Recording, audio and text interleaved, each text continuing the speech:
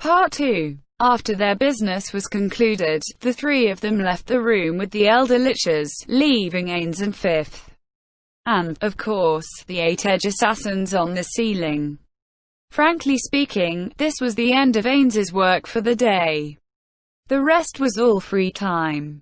While there were some matters which were best settled earlier on, once they were finished, he found himself quite free. As he mused on what to do with his time, Ains suddenly thought of something and rose to his feet. I will be seeing Pandora's actor next. With that order, Ains strode forth. Fifth followed in silence. Naturally, so did the 8 edge assassins. Once he left his home, he found that the outdoors was still quite cool, as befitting the season. The wind had a hint of chill in it, but Ains was completely immune to the cold. After glancing at Fifth to make sure she was all right, he continued walking. This district contained 3 kinds of buildings: Ains's own residence, all manner of government structures, as well as guest houses. Pandora's actor, no, Morn lived in one of those guest houses. Normally, he would have summoned Morn before him as befitting his status as a ruler, but what he did now was because he had changed his mind. What's this? Ains muttered as he neared the guest house. He was looking at the stables which adorned the guest house in question. The word stables implied that it would be used to quarter horses, but now the only one in there was Hamsuke. Or rather, that was how it should have been. Somewhat confused, Ains drew near to the stables, and heard a quiet hue of snoring. Sleep was a privilege of living creatures, so Hamsuke should be inside. The sun was already quite high in the sky, but Hamsuke was still asleep. Hamsuke could see in the dark like a cat, but according to Hamsuke, she was neither diurnal nor nocturnal. She ate her fill and then slept until she was hungry. That was her way of life. When Ains first heard of this, he wondered, what part of this sounds like a wise king of the forest? He felt like a fool for expecting her to behave like an intelligent being. She hasn't noticed us even though we're so close. Did she lose her feral instincts? Really? What a degenerate fellow. No, perhaps it worked all night last night. That is not the case. Hamsuke-sama was here the whole of yesterday as well. I see. Ains wanted to speak to Hamsuke despite Fifth's merciless words, but he could not think of anything to say. Well, she was just a pet anyway. I shouldn't have expected anything from her. Doesn't matter if she allowed herself to fall to that level. Still, I'm busy with all sorts of things, but she's here taking it easy. It really pisses me off. Although I know I'm just taking my anger out on her. He peeked his head into the stables, and the giant hamster was sleeping on the ground in an unguarded manner. All she needed now was a giant bubble from her nose and it would be the very picture of a sleepyhead. However, there was something else which drew Ains's attention, apart from the way Hamsuke was sleeping like a middle-aged uncle, although her body should not have allowed for it. There was a death knight that had Hamsuke's tail wrapped around its waist. That undead creature must have been what drew Ains's attention to this stable in the first place. Since it was an undead creature which he had made, there was a bond between them and so he could judge its approximate location. However, there were too many undead in Irantal, so that particular sense had grown confused. In all honesty, it was very difficult for him to finally discern the location of the undead he had made. Even so, Ains did not recall stationing one in the stables, hence his confusion at picking up an undead reaction here. Wake up, Hamsuke. Moo, yes. Her eyes blinked like those of a human being as her big face moved, and then she caught sight of Ains. Oh, I was wondering who it was, but as it turns out, it is my lord. It doesn't matter who I am. Normally you should be calling me Ains-sama, right? After all, you are Morn's steed, not mine. Of course I am, my lord. Is that so? Well, as long as you understand. That said, Hamsuke's reaction made Ains think, do you really understand? In addition, magical beasts were not particularly resistant to mind control. Hence, Ains lent an item to Hamsuke which made her impervious to mind control, but he was still uneasy that someone might try to manipulate her through means other than magic. Well, since you haven't made any mistakes to date, I shall trust you. Then, on to the main topic. What's with that Death Knight? Oh, he is a friend who trains with this one, my lord. It was then that Ains remembered.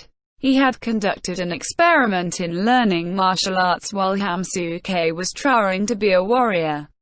In other words, he used this Death Knight to see if it could continue garring levels as a warrior. He had equipped the Death Knight with artifacts that increased XP gain, but that would greatly weaken it. However, in the end the Death Knight did not gain any levels. Ains had anticipated that outcome, so he was not angry. Still, for some reason, Hamsuke had been going on and on about the Death Knight, so in the end, he took back the artifacts and left the Death Knight with her. So that's the one. Come to think of it, the spikes on its armor look rounded down. I didn't loan it out to be a hug pillow, but because I wanted it to become a warrior, or perhaps master something. Well, it doesn't matter. There's enough Death Knights to go around. Giving it one won't matter.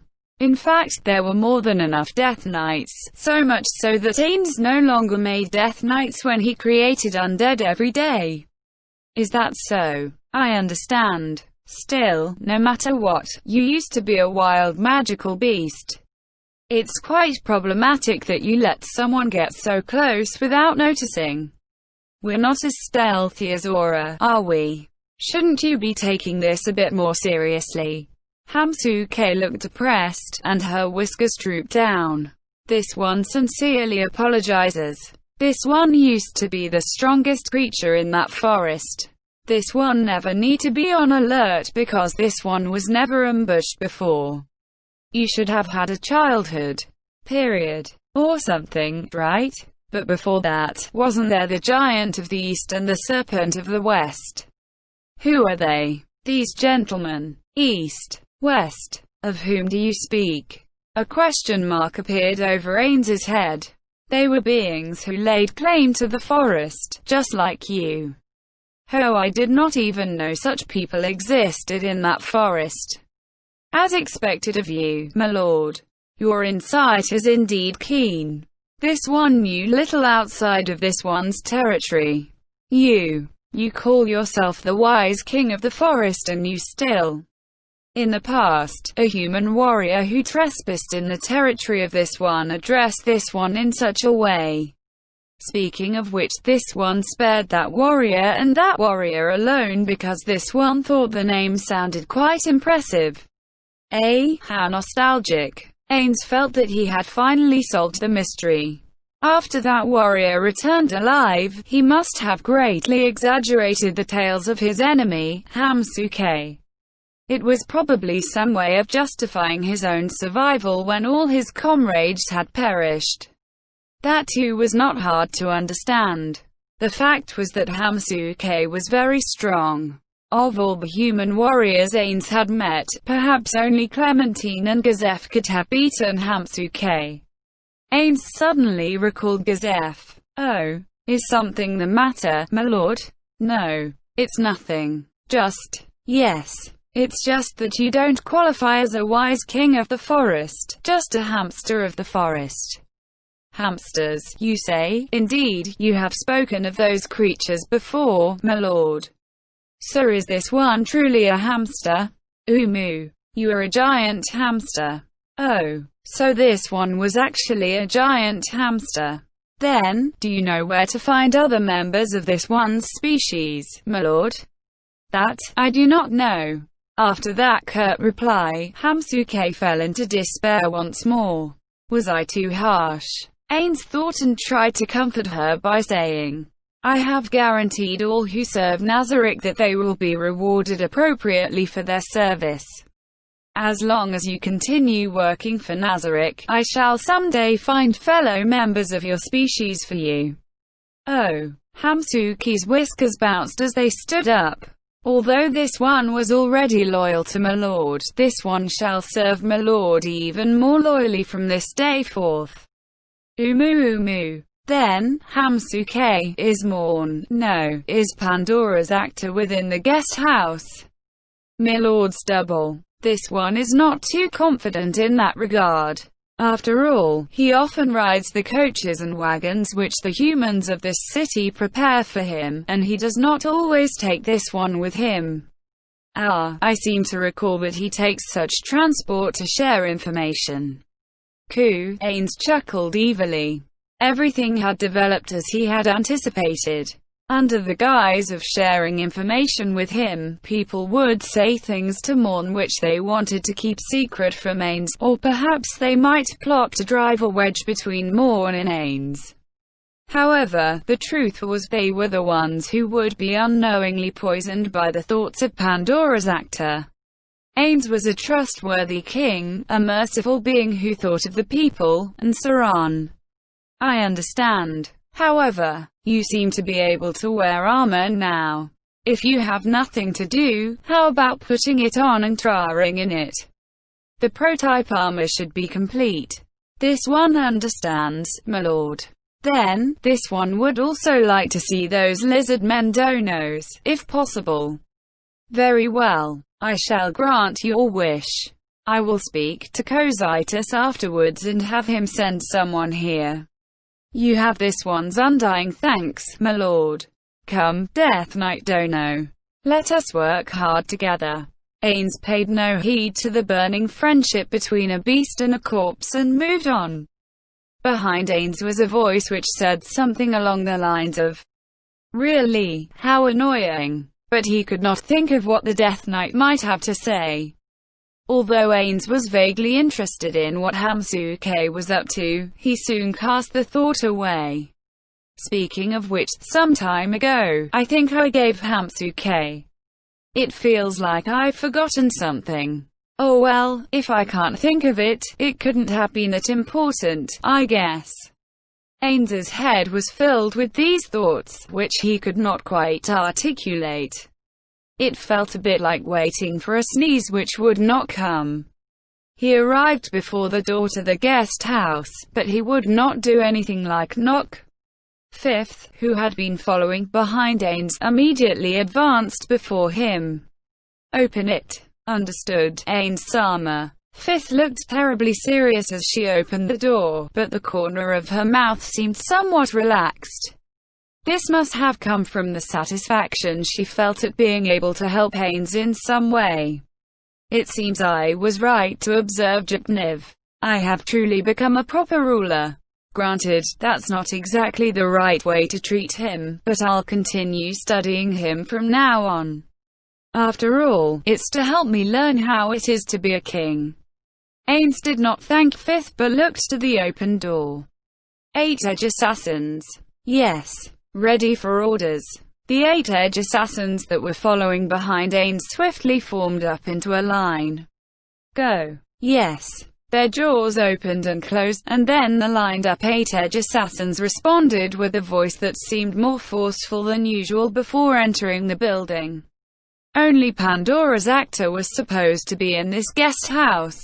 On occasion, Nabril was here, but for the most part, she was in the great underground tomb of Nazarick, carrying out Ains's orders.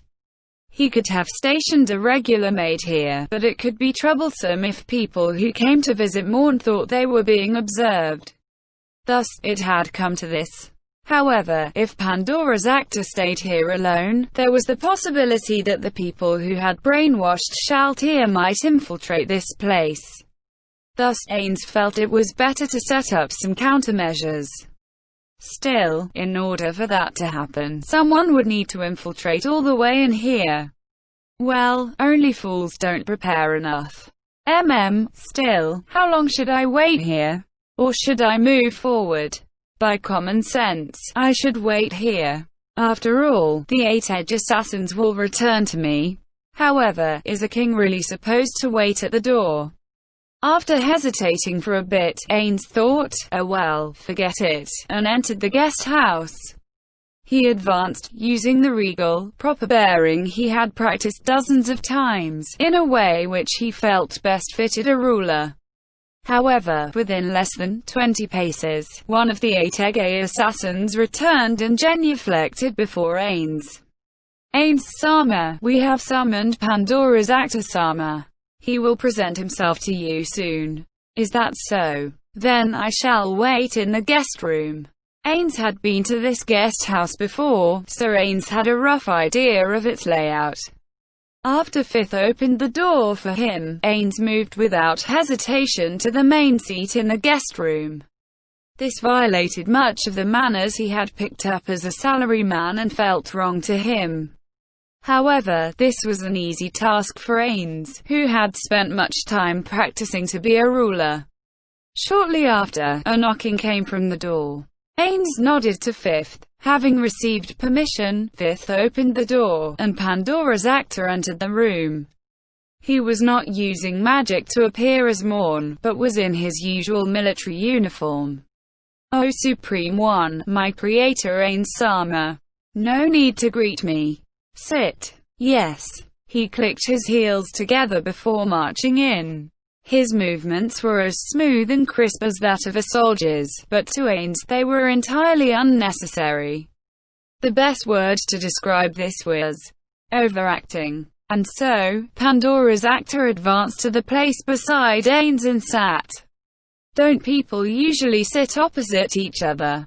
Everyone possessed an area around them called their personal space, but Ains could not help but stare at Pandora's actor's remorseless blitzkrieg upon him. "Well, I guess it's all right. Still, he's really close." Ains closely inspected Pandora's actor as he sat down.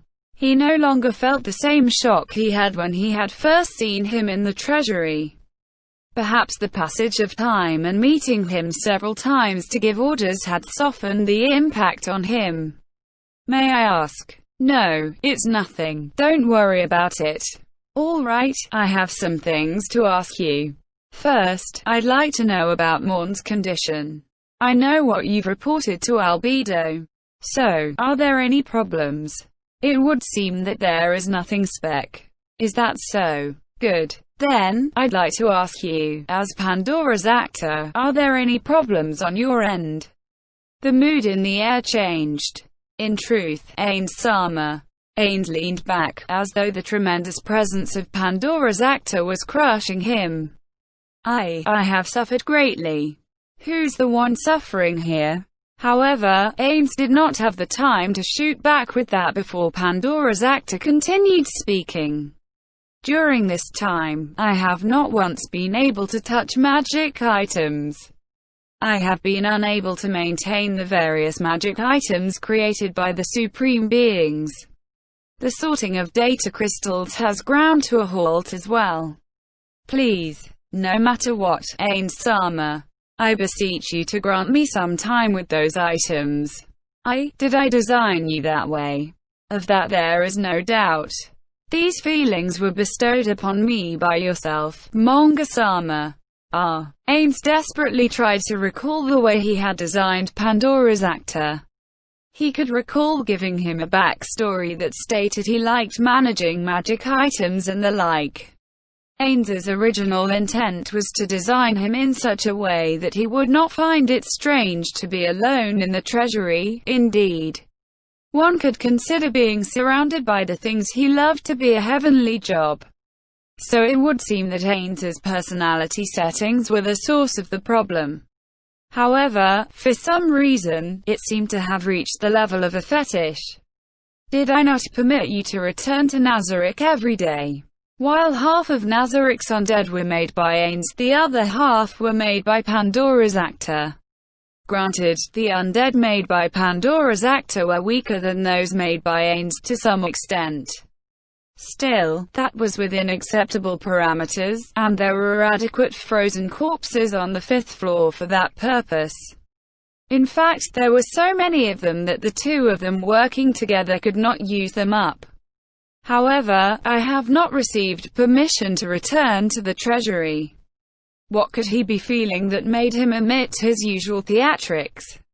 I understand. Then, I shall inform Shaltir and have her give the ring to you. In addition, I grant you permission to work on my comrades' weaponry and equipment. Don't damage them. It shall. Stop that. Speaking normally will be fine. Didn't I tell you this before? Pandora's actor. Yes. The relationship between us is one of creator and created. The fact is, I am very happy with the way you have worked hard to show me the being intended to make. However, sometimes I wonder, should children not work to exceed their parents? Oh, Ains-sama, to think you would refer to me as your child. Umu, you are, my son, or something like that. That, how shall I put this, should most likely, that should be the case. Therefore, there's no need to use German or salute or be so dramatic in front of me. Since I made you, I want to see the parts of you that I did not make, as proof that you have grown. Ains glanced behind at the sound of sniffling, and saw that Fifth was dabbing at the corners of her eyes with a handkerchief. What? Isn't she crying too easily? Just as Ains was feeling confused, Pandora's actor bowed his head. I understand, Father. Oh, I shall show you what you wish to see, Father. He was wrong. He had been too reckless. Although it was impossible, Ains felt a headache assailing him. Pandora's actor. You must not tell anyone else of what has happened here. Understood? If people know that you're receiving special treatment, it might result in friction with the others. Also, in fact, because of that, I will be placing you lower on my priorities. If the time comes when I have to choose between helping you or the Guardians, I will abandon you. But of course, please, sacrifice me as you see fit. As Ains watched him thrust out his chest while speaking, a sense of guilt grew in Ains's heart. I am sorry. And, Fifth, do not speak of what has happened here. After seeing Fifth nod in acknowledgement, Ains nodded as well. Then, I will be on my way. About that, could you hold on a little? Since we meet rarely, there is a matter I would like to ask you, Father. May I know how you intend to rule this sorceress kingdom? What? Many humans have their doubts about the path upon which you intend to take this country, Father. For instance, if you wish to adopt a policy of expansion, they fear that they will be sent onto the battlefield, and so on. Ains froze in place. Where was he going to take Ains or Gown? To begin with, Ains was just a regular person, yet he had stated a nigh unreachable goal like conquering the world. Ains had stopped thinking about it. He felt that it would be better to hand this matter to intelligent people like Albedo or Demiurge. That said, the matter of how to run this country was a question which he could not evade. Is something wrong, Father? I intend to let you know, but I'm still drafting it up in my mind. I shall discuss the matter with the various guardians of Nazarick and then inform you. Yes. Ains rose silently. Then that will be all, Pandora's actor. After hearing Pandora's actor bid him farewell, Ains left the room. Before he left through the main door, he sent a message to Shaltir before he forgot, informing him of Pandora's actor's request. If he put it off, he would probably forget it later on. Once he reached the door, Ains moved faster than Fifth and opened the door before she could do so for him. Then, he looked to the sky. It was a clear, blue sky. I'll be flying, Ains curtly said. Although the people behind him began to panic, Ains chose to pay them no heed. Ains floated into the sky thanks to the fly spell, and then landed on the roof of the guest house. Because Erantal was a city protected by 3 layers of walls, from this vantage, half of his field of vision was blocked by the city walls. I can't see from here, huh? Looks like I'll have to go for a walk. He might be able to think of something if he walked the streets. Staying here meant that there was no way he would be able to think of anything. Just then, the forms of the 8 edge assassins, who had climbed the walls, appeared before Ains as well. Ains-sama, please wait. It's dangerous to go alone. He could not simply laugh off the 8 edge assassin's words. Someone standing in the middle of a wide-open area with good visibility in all directions was practically asking to be sniped. That's true. I'd make a good target if my opponent was Peroncino-san. Peroncino the archer, who was the most specialized in ranged combat within the guild Ains-Ulgaon, would probably be able to hurt Ains very badly. That man could easily attack from even 2 kilometers out. His favorite tactic was concealing himself and then sniping his opponent, albeit with a bow. That said, even if his opponent was Peroncino, Ains had no intention of allowing himself to be toyed with until he died. Ains was confident that he could use various means to defend, escape, or counterattack. He had honed his skills through PvPing, and he would definitely not die with no means of responding. However, if he had to be wary of attack methods which only existed in this world, the 8 edge assassins had a point. Ains could not die now. At the very least, before experimenting with resurrecting players, he had to assume he only had one life, and prepare a meat shield for himself. His best and safest option for that job was Albedo, whose defensive strength was the highest among the Guardians. However, he would need people to protect her as well, which would necessitate a large deployment of forces. He did not want to do that unless it was for the purpose of baiting an enemy attack. If that was the case, the best choice would be disposable and high-level vassals, but I don't have any high-level vassal monsters. Even if I wanted to use mercenary monsters, I spent a lot of money summoning Albedo's subordinates, so I don't have the cash out of pocket to casually summon monsters. He had decided to make a big show of spending to prove his generosity, and now he vaguely regretted doing so. All he could do was comfort himself by saying that he had to maintain his image as her boss. Hang on, let's think this through step by step. Ains listed various possibilities in his mind. Mercenary monsters. He had no money, so they were out. The skill, Undead Lieutenant. It required XP, so he decided against it. Using the summons from the staff of Ains-Ulgaon. The very fact that he had to carry the guild weapon with him meant that it was out of the question. The skill, Create Undead. Even if he created upper-tier undead, they would only be level 70, which he would not even trust to escort the Guardians. No, I still have a trump card in store.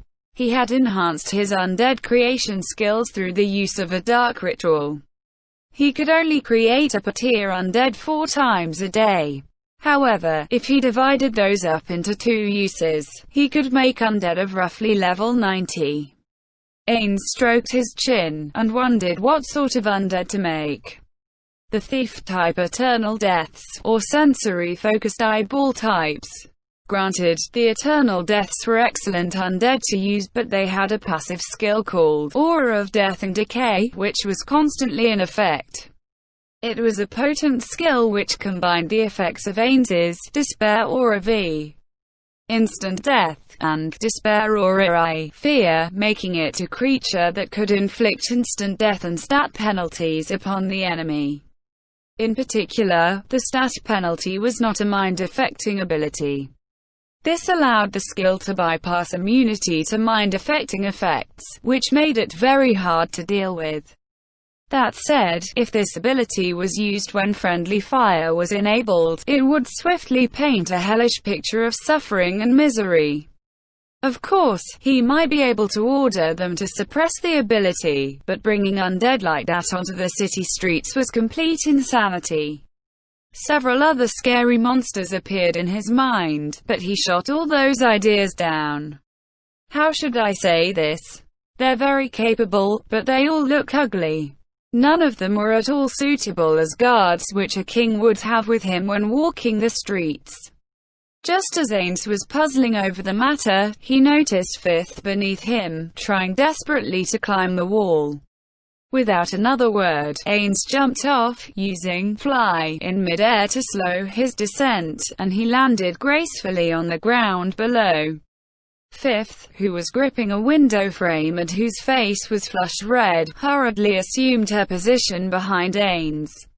Fifth. Yes.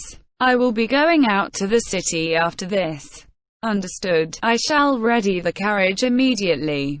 No, there is no need for that. Intend to observe the conditions in the city. I rule these streets, so I plan to go on foot. But that would only stain your precious feet. Please order us to clean the streets for you.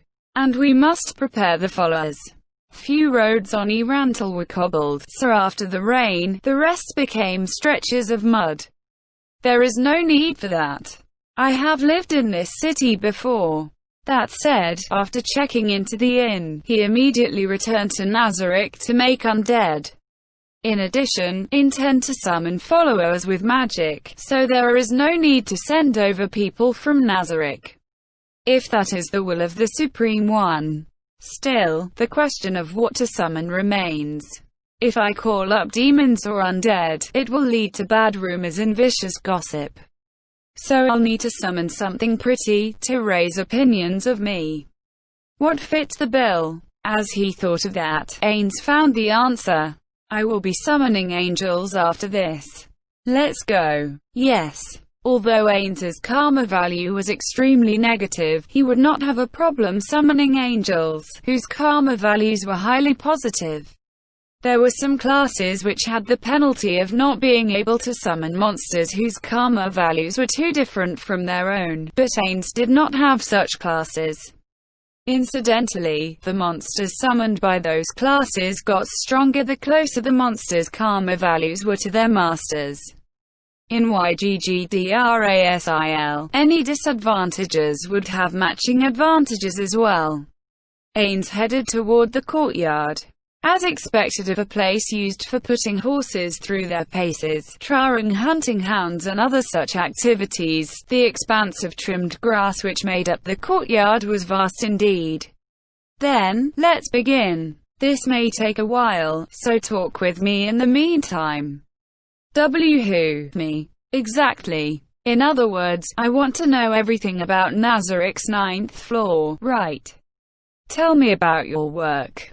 Is there anything about the rooms you are cleaning? Ains did not wait for Fifth to reply. After changing out parts of his equipment, he cast his spell.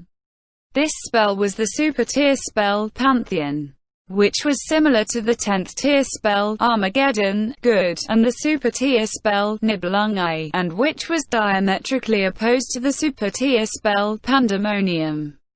He listened to Fifth's words as he waited for the super tier spell to take effect.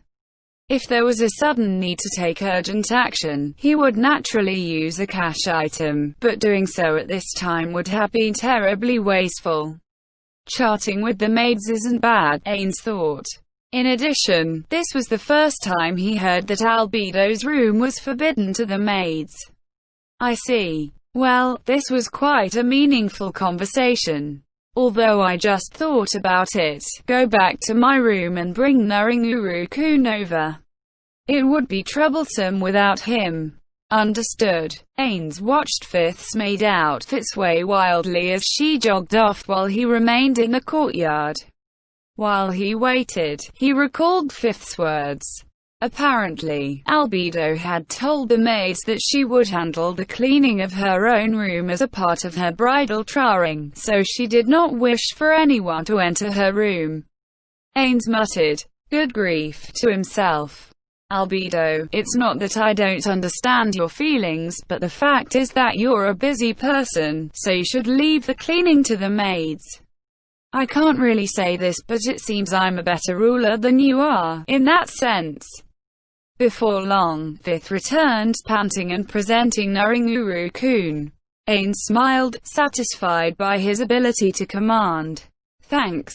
Ains accepted the lip bug from Fifth with a brief word of appreciation. Then, he applied the lip bug to the base of his bony throat. For some reason, there was a change in Ains's voice. Granted, that was the creature's special ability, but he still did not understand it. All he could do was accept it. Ains put his doubts aside and cast the super tier spell. 6 pillars of light appeared around him, and from them came 6 angels. These angels had lions' heads, with one pair of wings stretched out and another pair folded around them, for a total of 4 wings. They each wore suits of Shing armor and held shields with eye patterns in one hand and lances of fire in the other. These angels were around level 80, and they were called cherubim gatekeepers. Ains did not know much about mythology, so he did not know why they were called gatekeepers, but he did know about their strengths as monsters. The cherubim gatekeepers were quite well suited to the task of being a tank, and their considerable sensory abilities also made him very good sentries. Protect me. Do not kill my enemies, but render the foe powerless while doing as little damage as possible. Understood, O summoner. This order had not been given out of compassion. Although Ains had no hesitation about killing his opponents, he had to consider that people might be scheming behind the scenes. In addition, he had to let Morn perform the executions, hence his instructions to capture the enemy alive. Then, let's go. Once the angels had taken a defensive formation around Ains, he immediately strode forth. Summon spells, including this super tier spell, would terminate after a while. Thus, he had to avoid wasting time. Angels, Fifth will be walking with us. Defend her as you would me. Understood, O summoner. Ains Sama, how could my body be compared to the precious form of the Supreme One? Fifth, you might be a maid, but you are still a creation of one of my friends. Thus, you are very valuable to me. Remember that well, because I find it troublesome to repeat myself. Then go tell all of your fellows. Thank you very much. Incidentally, he did not say the same thing to the 8 Edge Assassins, as they were beings summoned from YGGDRASIL Gold, who might have felt vaguely regretful about having to sacrifice them, but they had no value to him beyond that. Let's go. With the 6 angels, Fifth, and several 8 Edge Assassins, the rest were left as sentries. In tow, Ains headed for the gate. There loomed the form of a crypt lord, who commanded over 20 Death Knights. It was dressed in tattered purple robes which were once magnificent, and it wore a crown that shone uncharacteristically bright. It was a level 70 undead creature from Nazarick. Its commander-type skills could strengthen any Death Knights it controlled, but it could not do so since the Death Knights which were its subordinates were under Ains's control. That said, Ains had put it here because he acknowledged its excellent command abilities. I will be heading out after this, let Albedo know. After walking past the crypt lord, who was bowing deeply, Ains arrived at the streets. He had no objective in mind. Rather than taking a walk, it was more like he wanted to find the answer to Pandora's actor's question.